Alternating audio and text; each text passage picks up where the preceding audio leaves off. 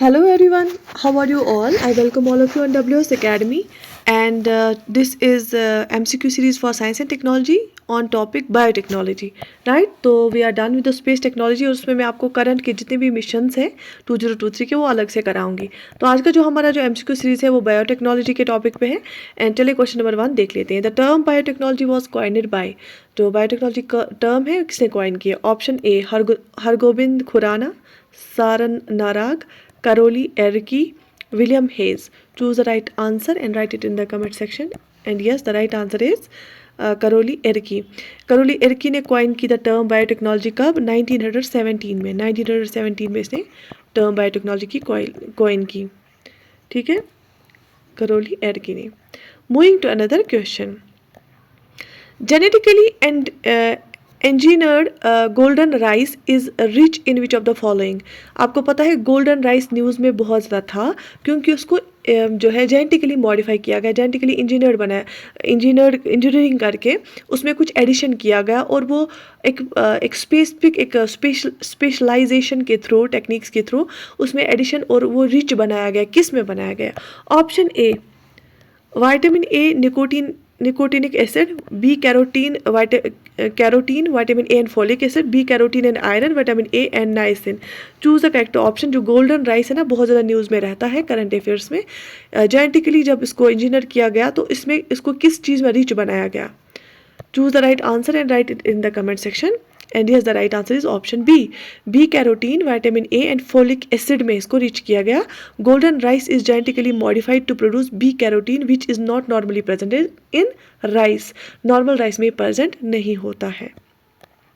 Which one of the following types of a cell has the ability to develop into any type of cells? हमारे पास different type of cell होते हैं, तो इनमें से कौन सा टाइप ऑफ सेल ऐसा है जो आगे हम जिसको डेवलप किसी भी टाइप ऑफ सेल में कर सकते हैं? Endodermic cell, ectodermic cell, muscle cell, stem cell. Choose the right option and write it in the comment section. क्या लगता है आपको? Endodermal cell, ectodermal cell, muscle cell, stem cell, जिसको हम आगे फिर किसी भी टाइप ऑफ सेल में डेवलप कर सकते हैं। And the right answer is शाबाश, option D, stem cell is the right answer. Explanation क्या है? These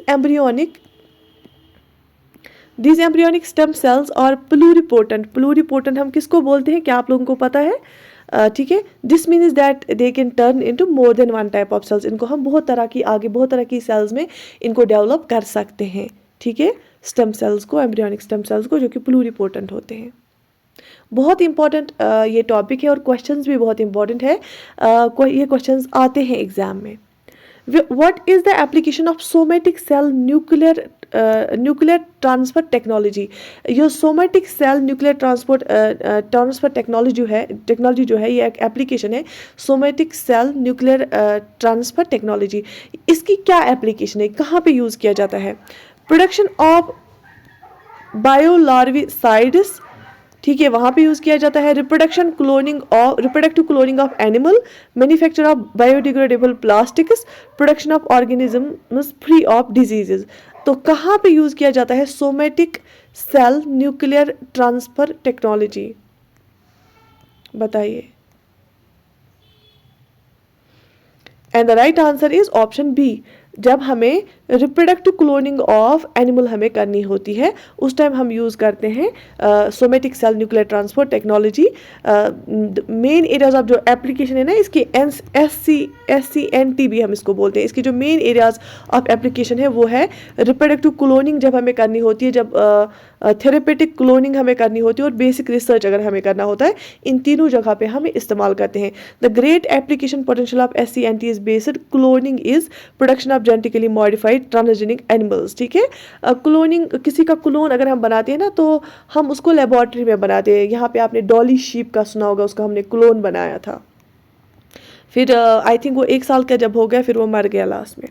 question 5, which is used extensively for genetic engineering in plants?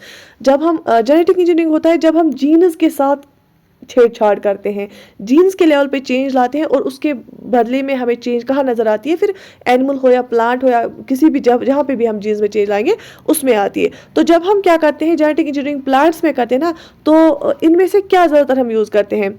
Xanthomonas citri, Agrobacterium tomifecinus, bacillus coagulans, clostridium septicum. Choose the right answer. इनमें से हमने क्या genetic engineering, क्योंकि genetic engineering वाला field अभी बहुत जो है डेवलप हो रहा है, क्या यूज करते हैं? So option B is the right answer. Agrobacterium tumefaciens हम यूज करते हैं एक्सटेंसिवली प्लांट जेनेटिक इंजीनियरिंग में, as a plant genetic engineering tool हम इस्तेमाल करते हैं। It's also a model microorganism that has been well suited for host microbe association. ये जो माइक्रो ऑर्गेनिज्म है ना, ये वाला एग्रो बैक्टीरियम टुम्फेसिन्स, ये एक बहुत ही एक अच्छा सूटेबल इस चीज़ के लिए है, क्योंकि ये जो है अगर हमें होस्ट एज अ होस्ट इसको यूज़ करना होगा उसके लिए भी काम आता है।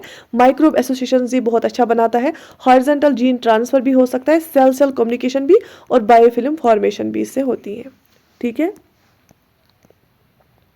A genetically engineered form of eggplant known as BT eggplant has been developed for। अगर हमने जो आपको पता है जैसे BT cotton, BT brinjal, BT जो मस्टर्ड नया जेनेटिकली मॉडिफाइड धारा 11 था ना, वो मस्टर्ड वाला तो बहुत ज़्यादा न्यूज़ में रहा। उसमें हम चेंज लाते ना कुछ रीजंस की वजह से। कॉटन पे वो वर्म्स आती थी, पिंक बॉल वर्म्स ज़्यादातर, इसलिए हमने उसको मॉडिफाई किया, या पेस्ट्स की वजह से हम मॉडिफाई करें, या जो है ड्रॉट टॉलरेंस के लिए इस्तेमाल चेंज लाते हैं। तो ये जो बीटी एग प्लांट है ना, इसको हमने किस चीज़ के लिए चेंज किया? तो improve its taste and nutritional value. क्या उस एग प्लांट का जो ये होगा हमारा प्रोडक्ट होगा, क्या उसमें टेस्ट या न्यूट्रिशनल वैल्यू ऐड करने के लिए, to make it resistant to drought, या ड्रॉट रेजिस्टेंट बनाने के लिए, to make it resistant to pest resistant बनाने के लिए, या to prolong one's own life, या उसकी लाइफ इंक्रीज करने के लिए। तो यहाँ पे जो सही आंसर है वो है option C, to make it resistant to pests के लिए रेजिस्टेंट बनाने के लिए। तो genetically modified form of eggplant known as BT eggplant was developed to make it resistant to pests. ठीक है, क्योंकि पेस्ट्स उसको ख़त्म कर देते हैं। यहाँ तक सही है, यहाँ तक क्लियर हुआ। BT seed is associated with which of the following varieties. BT seed इनमें से कौन सी वेराइटी के साथ एसोसिएटेड है, किसमें हमने सीड लेवल पे ही बीटी ये जो है बनाया? Cotton, wheat, oil seed, rice. बताइए, न्यूज़ में भी बहुत था ये। And the right answer is cotton. मैंने आपको बोला कि उसमें वर्म्स पड़ती थी, बहुत ज़्यादा प्रॉब्लम थी। Okay, the cotton variety BT contains a foreign gene obtained from bacillus. ये याद रख लेना, ये क्वेश्चन आ सकता है। बैसिलस थुरिंजेनेसिस, इससे हम क्या ऑब्टेन करते हैं? वो फॉरेन जीन जो हम फिर इंट्रोड्यूस हमने किया है उस प्लांट के जीन कॉटन सीड में। This bacterial gene genetically introduce into cotton seeds protects the plants from fall army worms, one of the main pests of cotton. जो कॉटन के सबसे ज़्यादा नुकसान पहुंचाते हैं ना पेस्ट, आर्मी वर्म्स उनको बोला जाता है। तो उससे बचाने के लिए कॉटन सीड्स में हमने क्या लाया? एक फॉरेन जीन, फॉरेन हो गया जो आउटसाइड जीन हम लाते हैं, वो हमने कहाँ से उठाया? वो हमने बैसिलस थुरिंजेनेसिस से उठाया। अगर आप बस एक दो बार गो थ्रू करेंगे ना इनको, आपको याद रहेगा, फिर वहाँ पे तो आंसर सामने होता है ना, ऑप्शन आपको चूज करना होता है। ठीक है, so this is the right answer, क्या? कॉटन। ठीक है। Who is the father of BT cotton? BT cotton का फादर कौन है, किसने इसको ये किया? Funk, Tansley, Ernest Berliner and Mendel. Choose the right answer. And yes, the answer is option C, Ernest Berliner.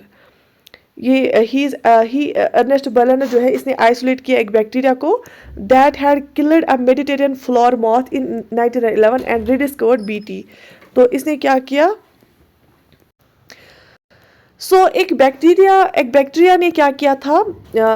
उसने मारा था किसको? Mediterranean floor moth. वहाँ पे एक फ्लोर मॉथ था, एक जो नुकसान पहुंचा था वहाँ पे ये फसल को। मेडिटेरियन एक रीजन है, जैसे इटली वाला है, फ्रांस है ना। मेडिटेरियन जो है, मेडिटेरियन सी के साइड से जो कंट्रीज़ है जहाँ पे विटिकल्चर होता है, तो उस साइड से फ्लोर मॉथ एक था। फ्लोर मॉथ वाली जो बीमारी होती थी और वो खाता था, उनको नुकसान पहुँचाता था किसको? कल्टीवेशन को। तो एक बैक्टीरिया उसने देखा कि इसने इसको मारा, ठीक है, 1911 में, और उसने रिडिस्कवर किया बीटी को। ठीक है, बात समझ में आ गई? In which of the following given options which vector is genetic? इनमें से कौन सा वेक्टर जेनेटिक है? Transposons, plasmid, bacteriophage, Anopheles. Choose the correct answer and write it in the comment section. शाबाश, plasmid is the right answer. The most commonly used genetic vector is a plasmid. It's a small, ये plasmid है ना, ये small DNA molecule है that is present in a cell and can replicate independently. ये खुद ही independently replicate अपनी copies बना सकता है, और वेक्टर के थ्रू हम कोई बहुत सारी चीज़ करा सकते हैं, और वेक्टर के थ्रू होती भी है ट्रांसफर बहुत सारी चीज़, ठीक है। Who discover the first hormone, सबसे पहला हार्मोन किसने डिस्कवर किया? E.H. Starling, E. Coli, E. Harvey, Ernest.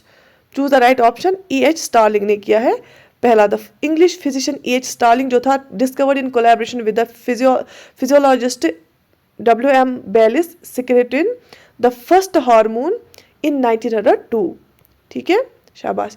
Which of the following is the first genetically engineered hormone, सबसे पहला जेनेटिकली जो इंजीनियर किया गया, जेनेटिक इंजीनियरिंग जिस पे हार्मोन पे की गई? ऑक्सीटोसिन, ये सारे हार्मोन्स है, ऑक्सीटोसिन, सोमेटोट्रोपिन, इंसुलिन, एड्रेनलिन, ठीक है, ये चारों क्या है? हार्मोन्स है। सबसे पहले कौन सा जेनेटिकली इंजीनियर हार्मोन जिस पे किया गया? That is insulin. Insulin is the first genetically engineered hormone. It was made with the help of E. coli. E. coli की हेल्प से इसको बनाया गया। It was first marketed under the name Humulin, ठीक है, जो ट्रेड नेम इसका पहला मार्केटेड नेम था Humulin। डायबिटीज़ वाले पेशेंट्स को ज़रूरत पड़ती है ना। The first transgenic crop was, ये जेनेटिक इंजीनियरिंग की हेल्प से बहुत सारी जेनेटिक डिजीज़ जो थी ना वो पहले ही डायग्नोज हुई। उसके लिए हमने जो है बहुत सारे न्यू टेक्निक्स लाई, जिसकी वजह से जैसे ये पेरेंट्स से बच्चे में आती थी, अब ऐसी टेक्नोलॉजी जेनेटिकली इंजीनियरिंग हमने ऐसे की कि बच्चे को बचाया जा सकता है कुछ लाइफ थ्रेटनिंग डिजीज़ से, ठीक है। The first transgenic crop was, पहला ट्रांसजेनिक क्रॉप कौन सा था? पी, फ्लैक्स, कॉटन, टोबैको, बताइए। And the right answer is tobacco. The first genetically modified crop जो था, an antibiotic resistant tobacco plant was produced in 1982. 1982 में प्रोड्यूस किया गया tobacco plant जो कि एक antibiotic resistant था, ठीक है। When was the term probiotic first used? Probiotic term सबसे पहले कब यूज़ की गई थी? 1956, 1853, 1953, 1952। इसको 1953 में यूज़ किया गया। The word probiotic was introduced by German scientist. किसने किया यूज़, ये आप ध्यान में रखना, Werner Kaloth in 1953 to designate active substances that are essential for the healthy development of life। ऐसे प्रोबायोटिक सब्सटेंसेस किसी चीज़ में भी होती है, इंग्रेडिएंट्स, ये ऐसे सब्सटेंसेस होते हैं, एक्टिव सब्सटेंसेस होते हैं जो एसेंशियल होते हैं for healthy development of life, शाबाश। The southern blot technique is used for the detection of, जो सदर्न ब्लॉट टेक्निक है ना, हम क्या डिटेक्ट करने के लिए इसको यूज़ करते हैं? DNA, RNA, protein, none. DNA क्या होता है? Deoxyribonucleic acid, deoxyribonucleic acid. RNA होता है राइबोन्यूक्लिक एसिड, ठीक है। प्रोटीन बहुत ज़्यादा ज़रूरी होता है हमारी बॉडी में, राइबोसोम्स में की हेल्प से बनता है, प्रोटीन सिंथेसिस आरएनए में होती है, ठीक है। और हमारे बाल प्रोटीन से बने होते हैं, हमारे मसल्स, प्रोटीन सिंथेसिस बहुत ज़्यादा ज़रूरी है, और प्रोटीन्स बना होता है अमाइनो एसिड से। तो साधारण ब्लॉक टेक्निक जो है ये किस चीज़ की डिटेक्शन के लिए यूज़ होता है? डीएनए के लिए।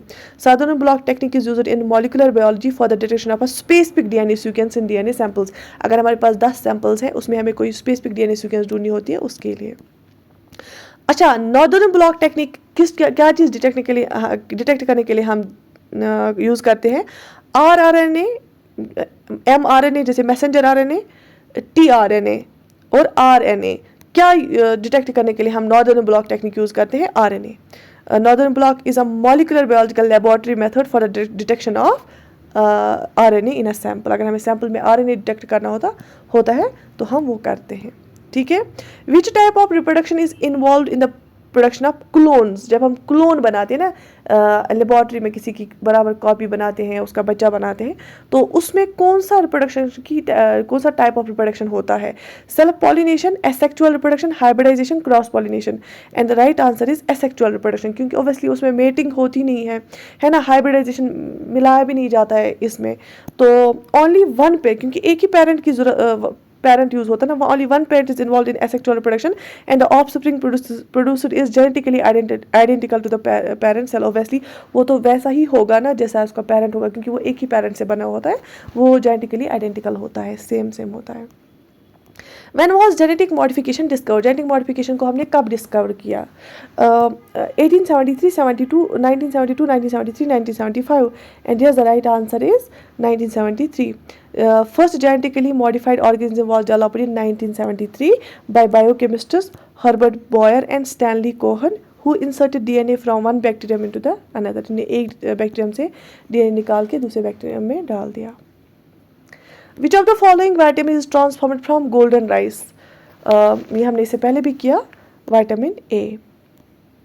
B carotene derived from golden rice is effectively converted to vitamin E in humans. ठीक है, उसमें बी कैरोटीन होता है और जब हम वो गोल्डन राइस लेते हैं तो हमें जो है विटामिन ए जो है ज़्यादा मिलता है और विटामिन ए की डेफिशिएंसी दूर होती है.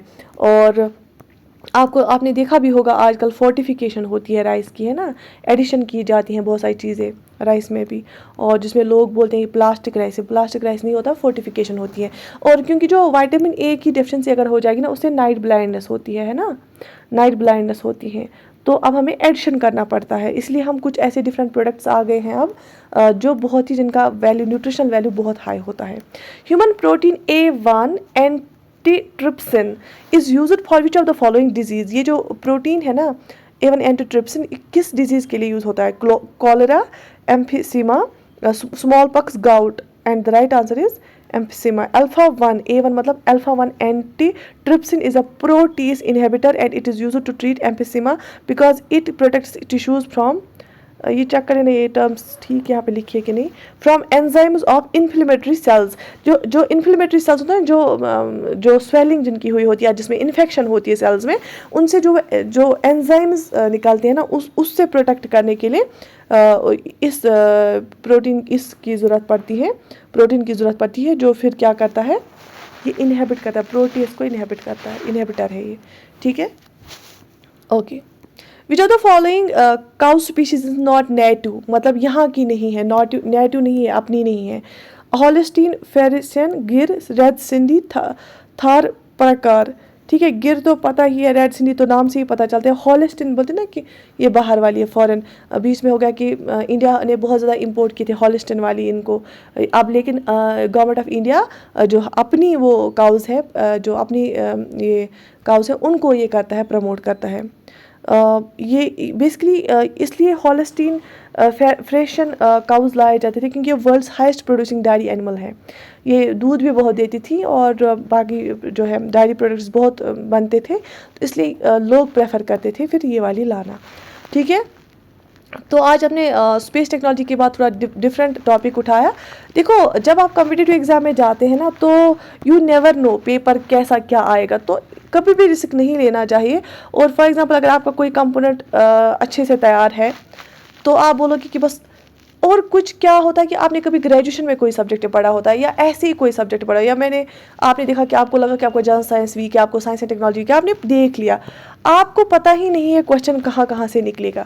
ठीक है, ये ज़रूरी नहीं है कि जो आपके सिलेबस में बोलोगे नहीं बस ये आएगा, मैं इतना करंट अफेयर करोगे, ऐसा कुछ नहीं होता है. जब भी आप एक लेवल होता है, थ्रेशहोल्ड लेवल, वहाँ तक आप प्रिपेयर करोगे, उसके बाद बहुत सारी चीज़ें और होती है. फॉर एग्जाम्पल आपने कुछ और कोर्स किया है, कभी शॉर्ट कोर्स, वहाँ से क्वेश्चन आप उस नॉलेज से आप हेल्प कर पाओगे, क्वेश्चन को निकाल सकते हो. आपने अभी ये साइंस एंड टेक्नोलॉजी लेक्चर सुना, अगर आपको डायरेक्ट क्वेश्चंस नहीं आएंगे ना, इससे आप कम से कम आपने 5 बातें तो सीखी होगी, वो 5 बातें आप यूज़ कर सकते हो वहाँ पे पेपर में सॉल्व करने के लिए. ठीक है, तो कोई भी चीज़ ज़ाया नहीं होती है. बाकी हैव फेथ इन योरसेल्फ, इंशाल्लाह एक ना एक जो जॉब, आपकी अच्छी जॉब बहुत ज़रूरी मिलेगी. और क्योंकि मेहनत कभी ज़ाया नहीं होती है. And be consistent. I wish you all the best. If you want any particular topic, आप कमेंट सेक्शन में लिख सकते हैं. जैसे कि मेरा पॉलिटी जो है बहुत ही अच्छा लग रहा है बच्चों को, पहले से ही बहुत ज़्यादा डिमांड आई है डिफरेंट टॉपिक्स के लिए. तो अगर आपको प्रॉब्लम लग रहा है किसी टॉपिक में, तो आप कमेंट सेक्शन में लिख लेना, कोई घबराने की ज़रूरत नहीं है. I will be back with that very topic. I wish you all the best. Subscribe to our channel, like the video and share with your friends. अल्लाह हाफिज़.